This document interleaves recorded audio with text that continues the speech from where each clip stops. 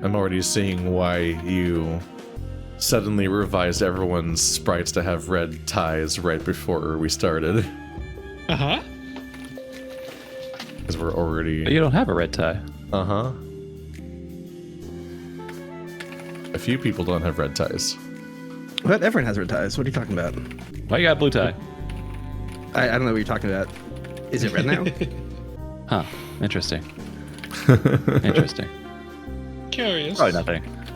Curiouser and curiouser. God, you're fucking Fugi saying that. We're playing Cape Escape on Deltarune launch day. There's a viewership hit, that's why. Yeah. That's what my husband's all doing right now. Yep. I got my episode batch recorded for today. Nice. Yeah, That'll have to be enough. Luckily for me, I do not participate in Deltarune. Yeah. Performatively.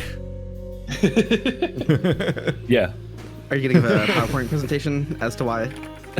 He gave a PowerPoint presentation about it at Megaplex last year. Oh, I know. But we need a sequel. After 2 beers. We need a squeakquel. Immediately Whatever after else I 2 had beers. Why everyone should That was part of it. Deltarune. The beers were 50% of the runtime of the presentation. I was going for quality, not quantity.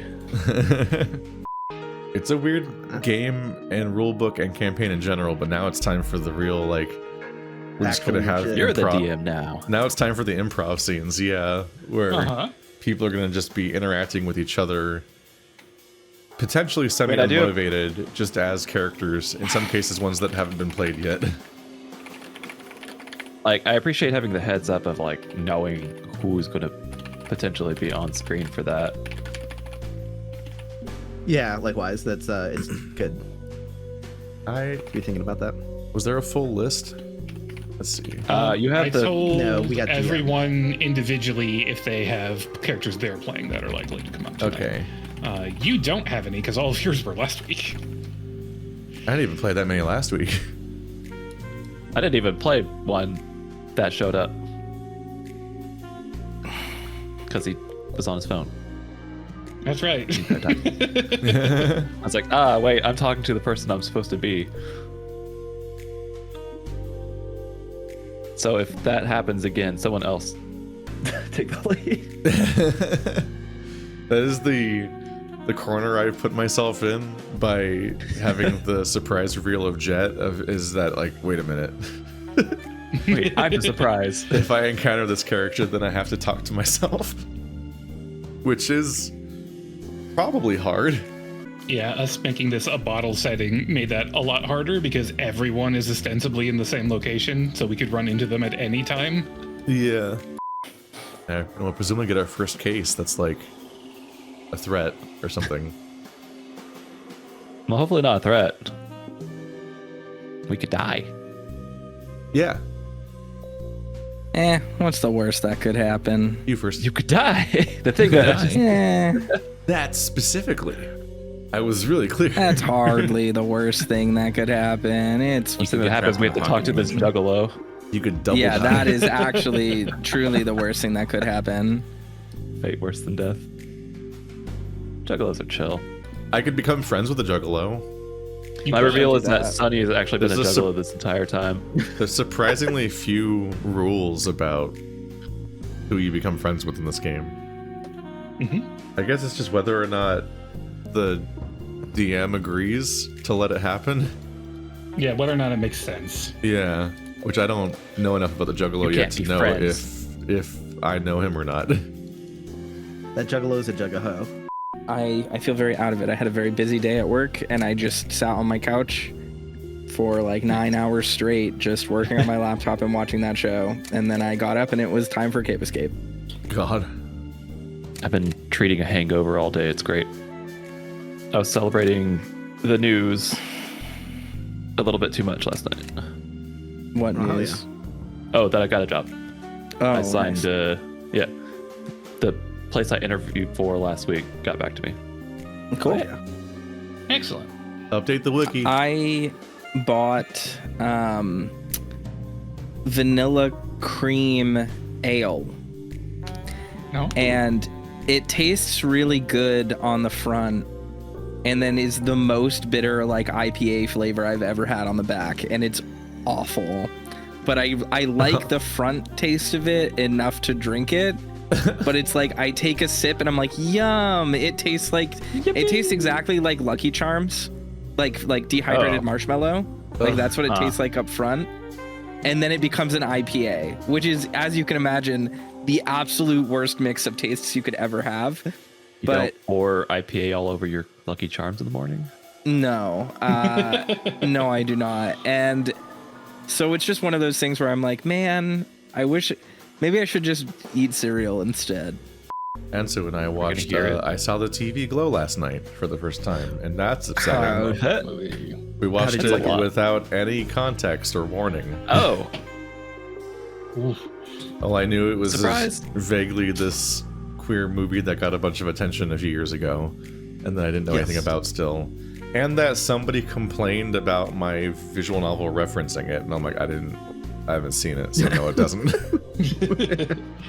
That movie did not go over well at my VR chat movie night.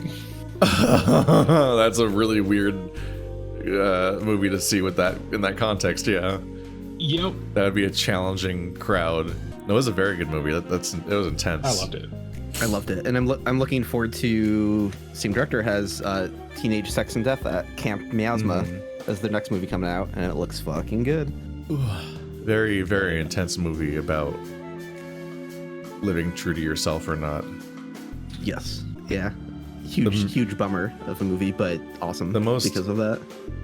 The most A beautiful damning bummer. slash Okay. best thing about the movie is that I really needed to pee, and so I paused. I paused it right at what I thought was a scene transition where the screen went black, and I'm like, okay, before the next bit, I gotta go pee. And I came back and I unpaused it, and the credits rolled, and I was like, oh, that's how the movie ends. Oh no! Oh, that's a slap in the fucking face. Yeah. Yeah. Sorry, so I can't tell. Are we actually live? Yeah, We are live. That's why everyone said Okay. We it. are saying these things to an audience.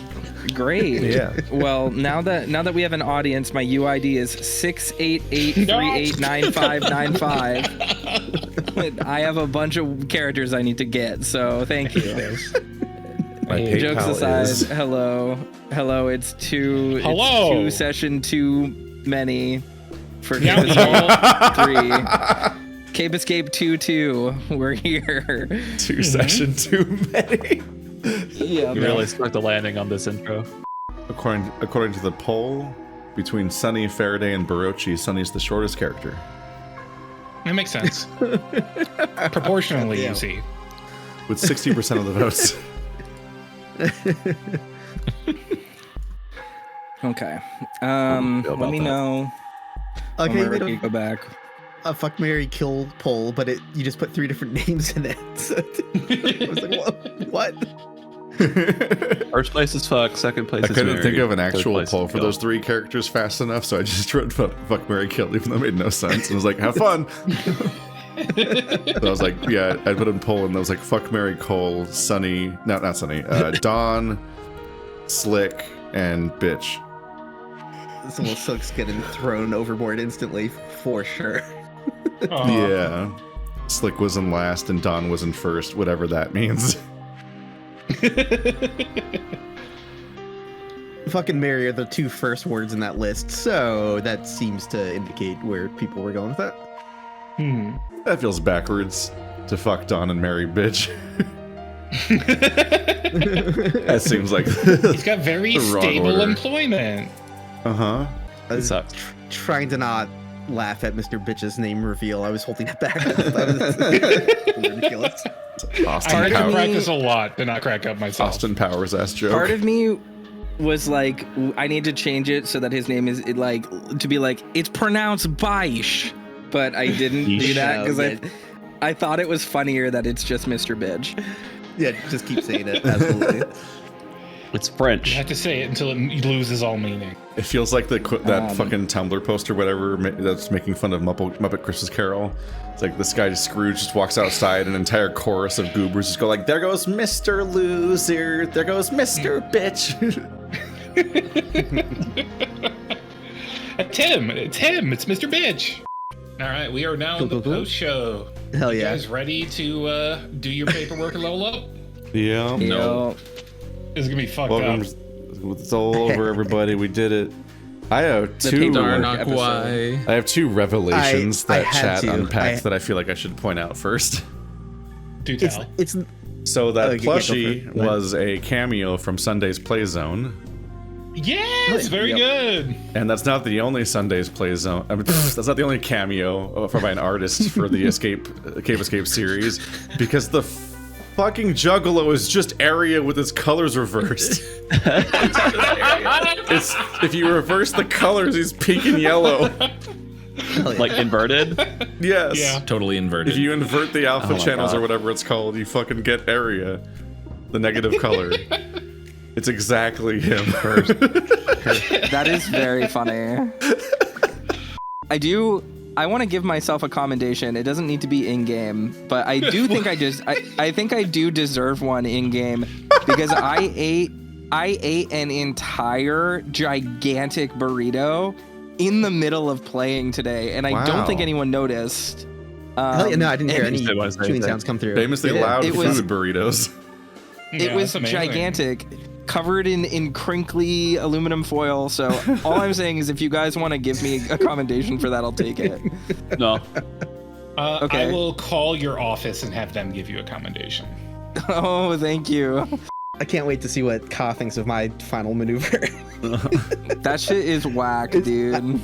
Yeah, my playstyle. I don't usually throw, but I was just like, I felt the end of the episode drawing near, and that clearly we're not just gonna like suddenly murder or permanently get rid of those characters. So I'm just like, fuck it, I'm fucking up one of the rats permanently. Damn. And Yeah, we Straight don't for the usually throw. that is a sanctioned behavior for me.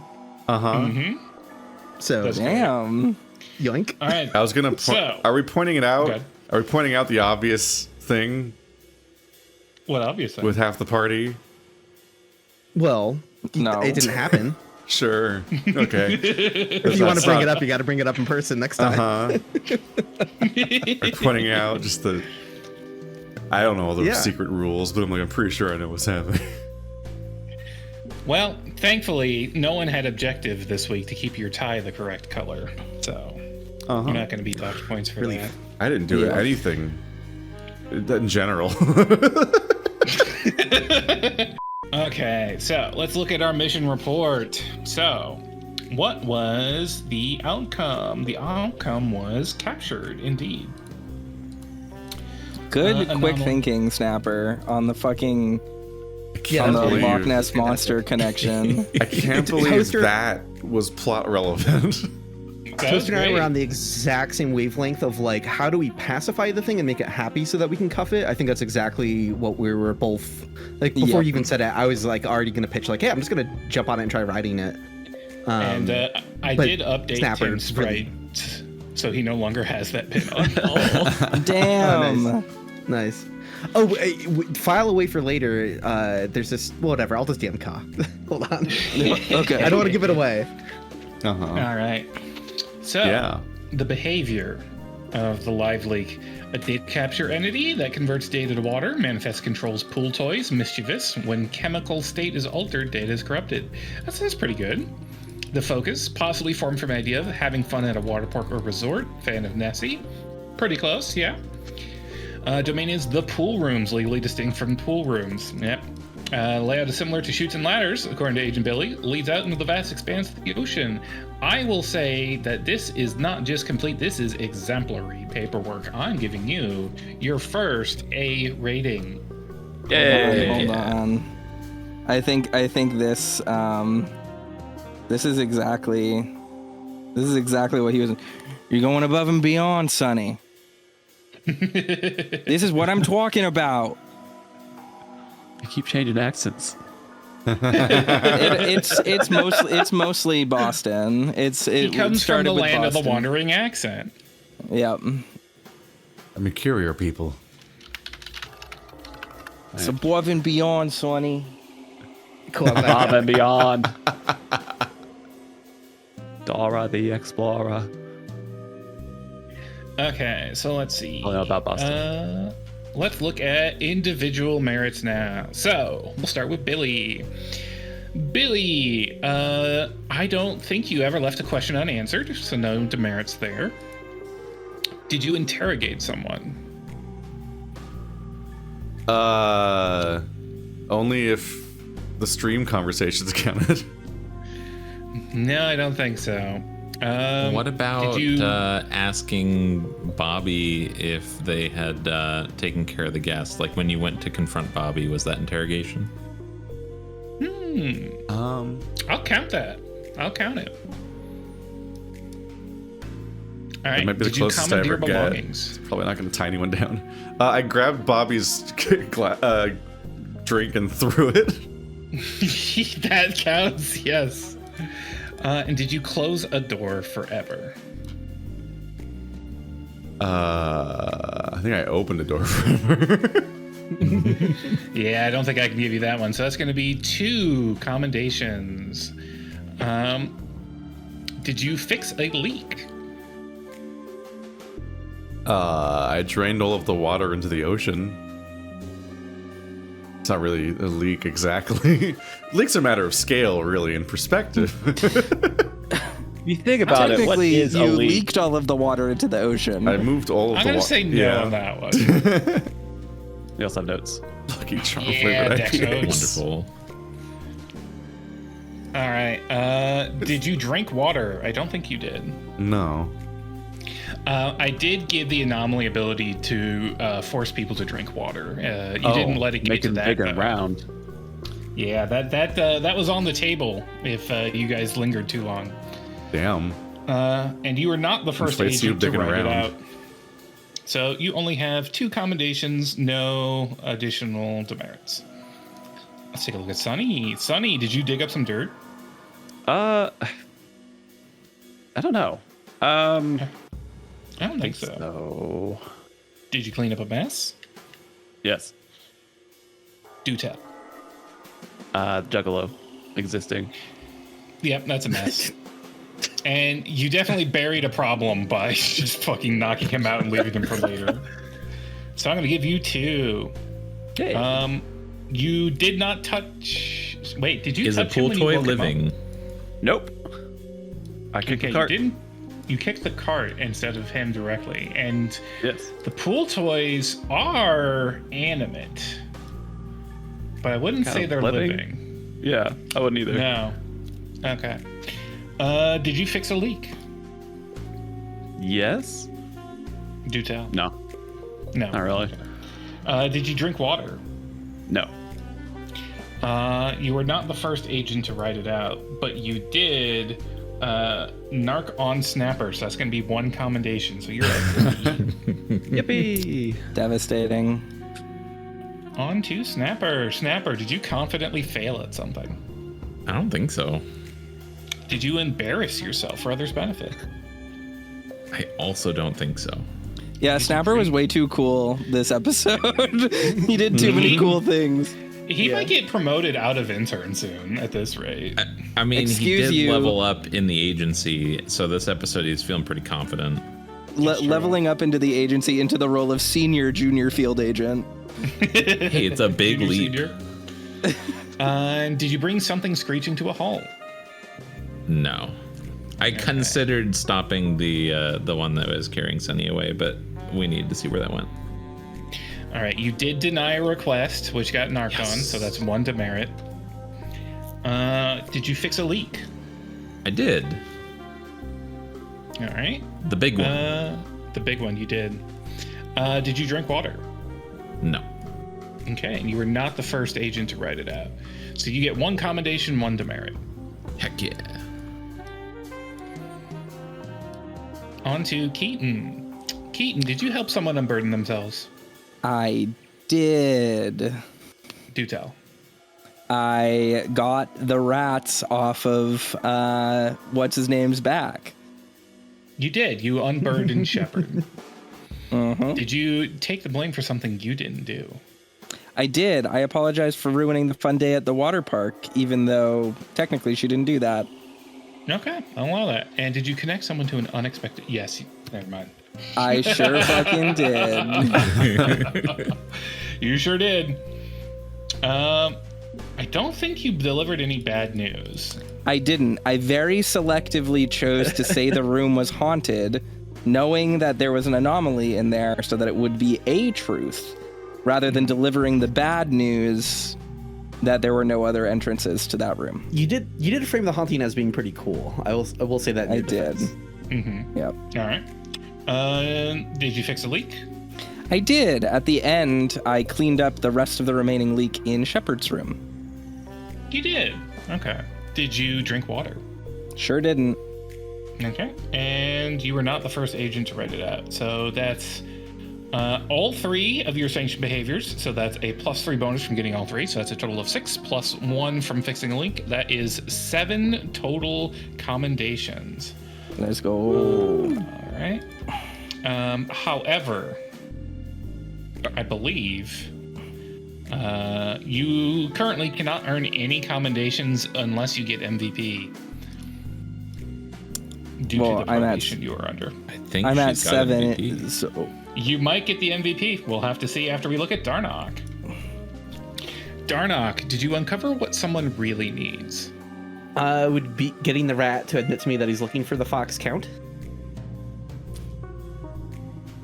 We do that. Yeah. Yeah. We count that. Did you reinvent the wheel?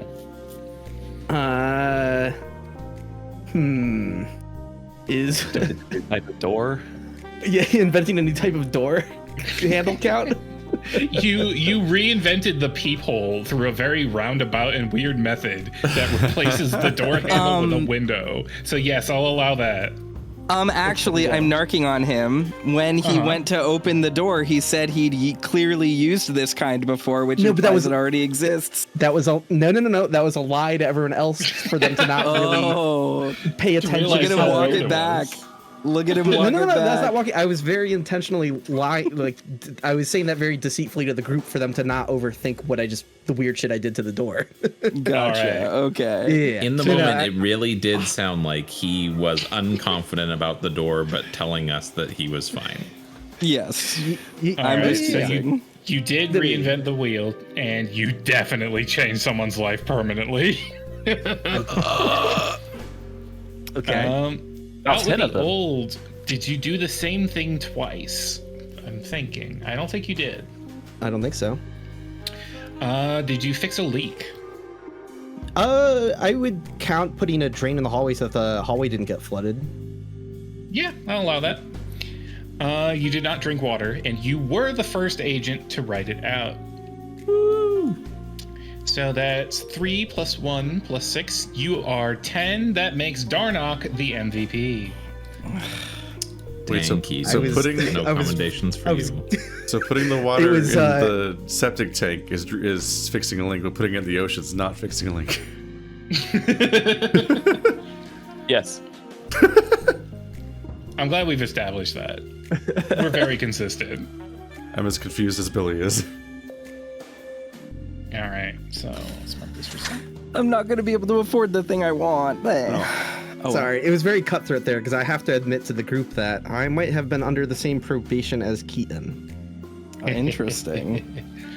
Okay, so who all got demerits? Snapper got a demerit. Was that it? Might be the only one. All right. I can't believe I don't get demerits for adding however much loose ends. 10 loose The ends. system fucking rules. Yeah, that's going to cause for now. problems, but technically it's not demerit worthy. Sweet, let's fucking go. All right, so Snapper, you are on probation, and Darnock is the MVP. This is a very fair and just system. When you have figured out how you want to spend your 3 downtimes, let me know. In addition, Darnock, you can get a bonus competency, the red one, without withdrawing from the other 2, since you got MVP. And Snapper, you can get a bonus anomaly without withdrawing from the other 2 because you got probation. Perfect. Keaton, Billy, and Sonny, you can increase a connection by 1. What does the X2 mean on anomaly? Those are page numbers? Yeah, whenever you get that means you unlocked a new thing from the play wall that I get to send you a picture of. I got confused because I was reading it as it takes 2 points. I forgot that X was like that. Yeah, I forgot that X was a letter, not just a multiplier, not just an operand. Yeah. For the abilities, when we've used them, do we need to click on that show practice? Yeah, once you've used an ability in the mission, you get to click on the practice at the top right for free. Okay, and one that already has that active, what happens there? That's when we do the polling. If you spend points in anomaly, then you get to do a polling on it. Okay. And starting this week, we will be doing those in the Frolic. Oh. Yep. So you're gonna have much bigger result numbers on your polls. And I do find it interesting how Keaton had her poll completely swap between the 2 peer reviews. Previously, everyone thought you looked at the past with maximum cring. Then they changed their minds and decided you looked at it with rose-colored glasses. Yeah, I have a defense for that logic. Especially once Keaton was really reminiscing about like CRT TVs and stuff like that. I was like, you know what? Yep. That makes total sense. Keaton cannot gain commendations or spend commendations in any way until the next time you get MVP. I'm throwing a knife into a picture of Kyle right now. That happens when anyone's on probation ever? No, that happens when you unlock a certain thing that Keaton unlocked. Oh, okay. Yeah. Blue tie Tuesdays. Things are being mean to me. The game is mean to me. Uh-huh. Funny though. Is it, or is it presenting you with new opportunities? I don't know if it even functionally matters who I spend friendship on because of the networking part. Doesn't it just level everyone? Excuse me. Well, you can add new people to your network. More characters? I can, yes. Or just but you can I'm just like, fold people in. I'm just like, who have I You can met? add existing NPCs, yes. Get some more cameos going. You can add that Juggalo. You did talk to the rats. Please don't. You witnessed Tim. I'm gonna add the Juggalo. I got to walk in and Tim fucking. I'm gonna add the Juggalo, who specifically won't leave me alone. That's fun. That's fun for you. With the rats, I like that we got to beat the shit out of them, but it had drastically different effects for both of them. One of them cried and peed himself and let us know that his name was Goober. And then the other one unlocked a kink, I guess. And then had his mind unlocked. Busy day. Busy day. 2 very divergent responses to the same stimulus. All right, I am hopping off now for real. See you guys later. I'm gonna get running too. Have a good night, guys. Good night, everybody. Catch you later.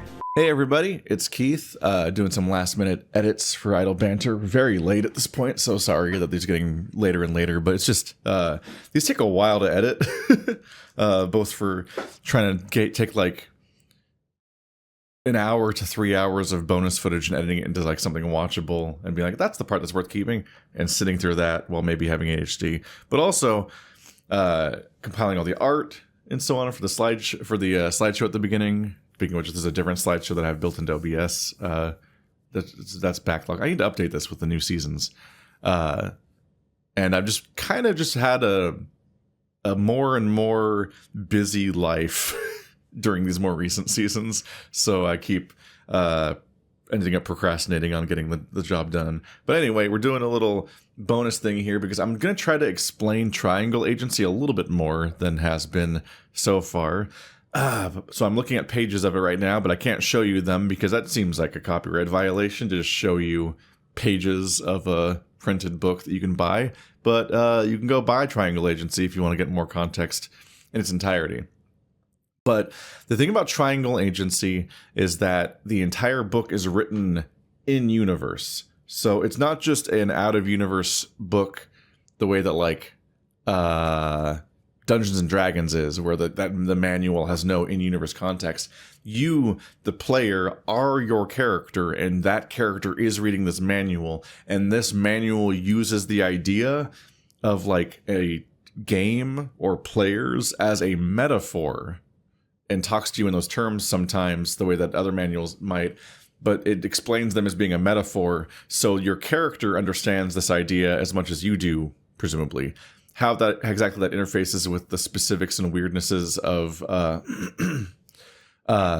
our universe is a little up in the air. How canon everything in the book necessarily is, but this is the vibe of the book. So you're reading this whole book, and it's written from the perspective of the agency, which are the people that are trying to have you work within their organization and capture these anomalies for them. And anomalies are explained as being thoughts made manifest, essentially. Like, they are conjured psychically, and so like the abilities we use are created by perception, and the supposed enemies that we're encountering are also created by perception. And this leads to really specific outcomes and twists and things.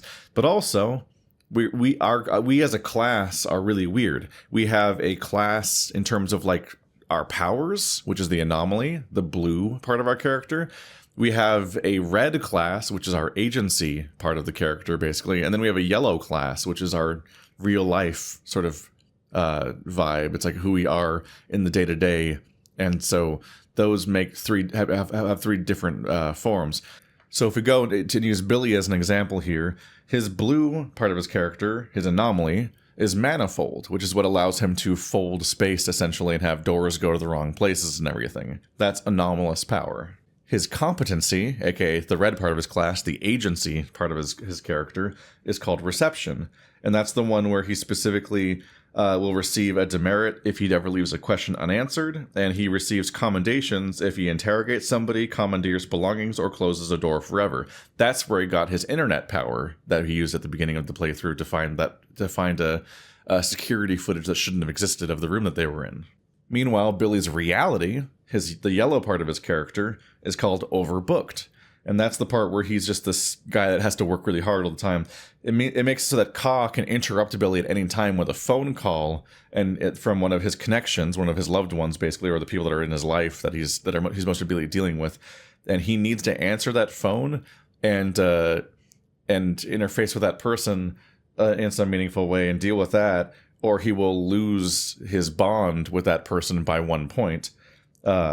But he also needs to maintain doing his actual job at the same time, because otherwise a point goes up on a tracker, and if he fails to keep up with that, he can get fired. So he has to keep up with his real life connections and his professional connections at the same time.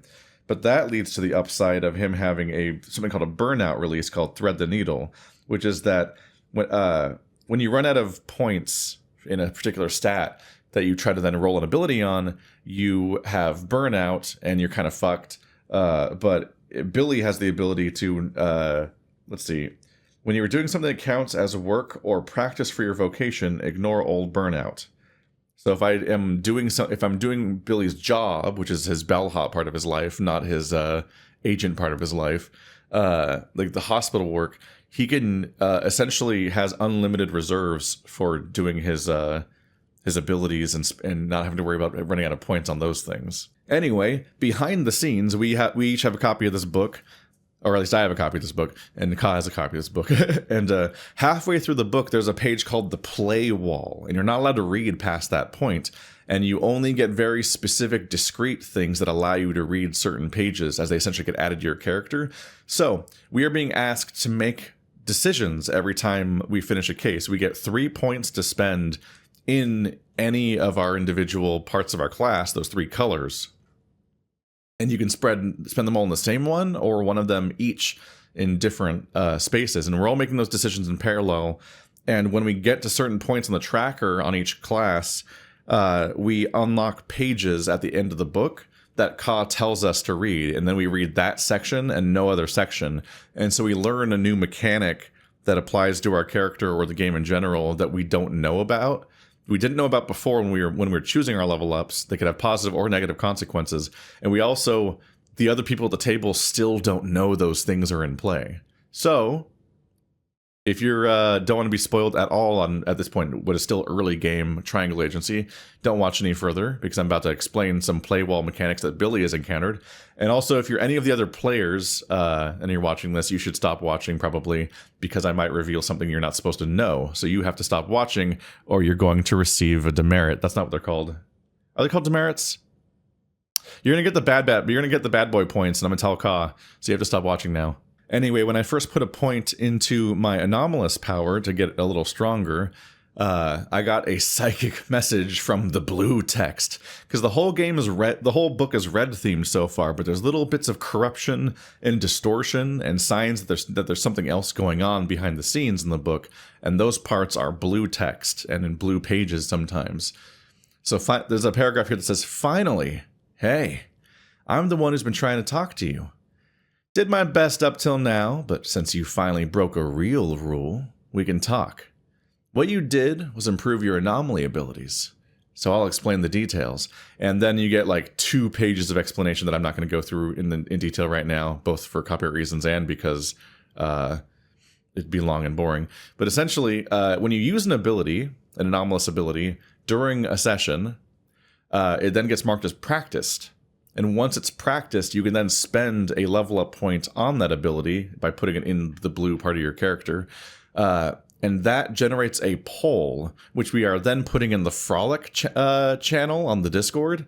And people are voting on these 2 answers to the poll, where people are supposed to think about that question in terms of that character. What does Keaton think about this? What does Sonny think about this? And so on. Every time you see one of those polls, that's somebody upgrading one of their abilities. But the thing is, we need to get the same answer 3 times in a row. You have to choose to upgrade the ability 3 times, and each time you do that, an answer, the consensus vote determines the answer. So it's outside the control of the player that's actually trying to get the ability upgraded. And then when you get the same answer 3 times as the poll result, something happens. I don't think any of us have done it yet. I haven't done it yet, so I don't know what happens when you ascend a class or an individual ability or something, but I've put a few attempts in at getting it, so we'll see. But the blue section ends on a note of like, "Hey, buddy, keep making a mess. Let's see what's happening." So what's interesting there is that you are immediately given an alternate goal than what the agency told you. You've been given this entire structure of success and incentive. And this blue page is encouraging you to actually say, fuck that, do something completely different. And it's up in the air right now who is right or wrong between the agency and the anomalies. One of these things seems ordered, but maybe, kind of fascist. And the other thing seems chaotic, but it might be a horrifying death. Who knows? I got a message from the agency saying, "Disappointing decision, Agent. Our systems indicate a change in your anomalous power levels and an unfortunate shift in your attitude. Before you venture further down this path, we would like you to consider several truths. Further anomalous development, FAD or FAD, will not help you win the game Triangle Agency." And then it just kind of goes on for a while, trying to dissuade you from following this fad, because this game's incredibly well written, so it has really stupid stuff like that all throughout. And then the blue voice comes in like, "Uh-oh, so scary. I guess you absolutely will stop doing that. And I know what else you will never do. This." And it gives you a new ability, Seek, which is that if you have an anomaly escape instead of capturing it or destroying it, then the anomaly will then become a new bond to that player. Players bond with anomalies that have escaped if they also have Seek, so they have to be a few points into blue in order to get that. It joins their series of their connections as a level 6 connection, and they can visit it over and over again in order to grow their connection. And if they do that, they can actually end up with a new anomalous ability tied to that individual anomaly that escaped. So That's a very different incentive about what to potentially do while you proceed forward in the game. The blue text goes on to say, not even sure why I wrote this, since obviously you'll never do it.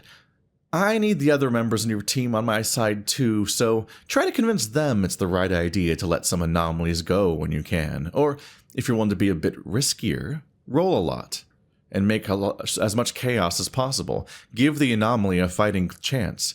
Just remember you're more useful to me and a better thorn in the agency's side if you aren't fired. Making things too obvious is a ticket to the vault. And trust me, you don't want to be in here. Oh.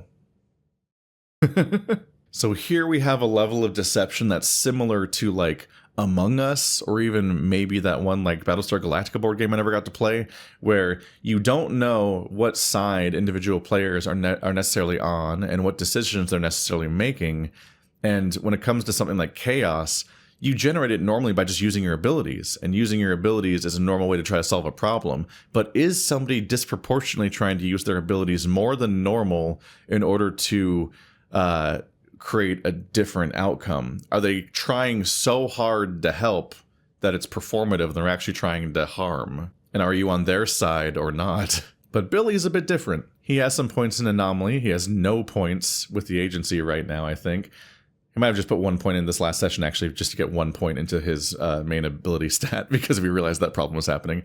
But if you put points into reality, your yellow part of your character, your just normal job and vocation or context as a person, you get a message, you get a letter essentially from the agency. Understandable decision, Agent. There comes a time in every field agent's career where they need to remind themselves what they're working for. You've likely reached this point after your 5th or 6th successful mission, and with that in mind, it's perfectly reasonable. They guilt you, like, obviously you got this point after a ton of work. You finally needed a little me time, right? And you definitely didn't put this in at the beginning of the game, right? You definitely didn't immediately invest in your real life, right? You know, because we get the job, we're a family, right? You don't need to go home. You're going to come to the company dinner, right? Obviously, I did this in my first mission right out the gate, so Billy's actually extremely yellow right now. And I think that's good for Billy. Billy's context is that he's trying really hard at the job, but he's doing that for real life reasons. He's trying to do it for his husband and for his love, and like he's working to live and not living to work, even though sure the work sure is demanding a lot of him. That's the direction I'm going in, and that is why Billy's the only character with a yellow tie. According to Kyle, this is an extremely unpopular way to play the game. Almost nobody actually makes yellow characters, which really, I mean, I was Team Instinct, so I guess this checks out. Anyway, the first thing I unlocked in yellow was the ability to add new friends. So everyone has 3 connections. Billy can add more. My headcanon is that as he's working this place, because in a normal game, you'd have an outside world more, but we're all stuck in this one building. So my context in my head is that he's this bellhop that's the hardworking front desk person, so he's gonna have a bunch of connections with almost everyone over time in this entire building, whether he wants to or not. They're gonna become his problem, and so this last cooldown, I decided to make the Juggalo my 4th connection after my original 3, so I now have more connections than anyone else in the game. That'll be an experience, and connections are noteworthy. We haven't seen it yet, but connections can actually give you an ability essentially. If you just spent your point on a specific connection, then for the next mission they have an ability that you might be able to call upon during the mission, and I think if you max it out, it just becomes a permanent thing you have access to. It's literally the power of friendship. But things got weird when I got a few points deeper into yellow. I hit a page called Zero Sum, and a new character has appeared that was never anywhere else in the book as far as I can tell. A yellow text is talking to me in caps lock. It says, "Hello, player. Your immersion is broken by a sudden jolt of confusion. You are a character, and so are the relationships you have been spending time with. To what end? Horror. That is the genre you have invited upon these people. You wonder, I know this. But do I know this? Are player and agent the same? In a moment, they will not be, but for this flash of insight, they are. In this game, there are winners and there are losers. You have been asked to make others into winners. Does that doom you to lose? What about the people who depend on you? When anomalies are destroyed, nobody wins. Rather, nobody else wins. Perhaps this bodes well for you. If you seek safety and continuity for the ones you care for, you will take advantage of this ability. Goodbye, player. That's a whole third option. So we were given 3 options. Capture anomalies, destroy anomalies, or worst case scenario, according to the agency at least, let them escape.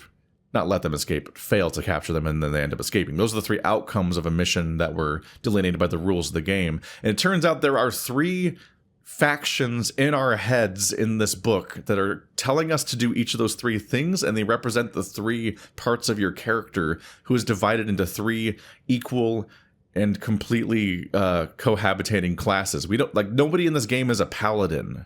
Everyone in this game is 3 things, no matter what. It's such a cool idea. They committed to the triangle bit so hard that there are essentially 3 factions and 3 roles per character and 3 side and numbers dice that go up to 3. I was going to say 3-sided dice. They're 4-sided dice, and that's a thing to unpack. Is the game implying through its dice a 4th element to everything over time? I don't know, but that seems like an intuitive direction for things to go in, as somebody who plays a lot of puzzle games that always lead up to a big surprise later. Anyway, with Zero Sum, the yellow ability I have right now is Billy. If a anomaly is destroyed, I can visit the site where it was destroyed, and I can increase one of my stats by 3, or I can go up 3 points in one of my anomalous abilities, basically. I'm saying that in a simple way because explaining it in full is complicated. Or I can lower the number of loose ends that we have right now by 9. That is super different ability. Anyway, that was the weird mix of spoilers and background info. It's very difficult to convey what's happening in this game on some level. It's very cool and weird, and on its surface, I think it's followable.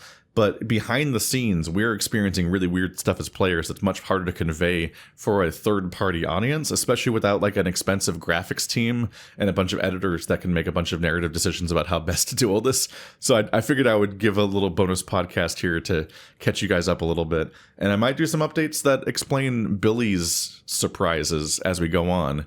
Not to make him the main character, but I'm the one editing these videos, so I'm the one who has access to that information. So I might give you guys little updates as we go, saying what perspective or rule changes Billy is experiencing specifically, and you have to intuit or headcanon what you think might be happening to the other characters that are blue and red in the meantime. That's interesting to think about. See you guys next time.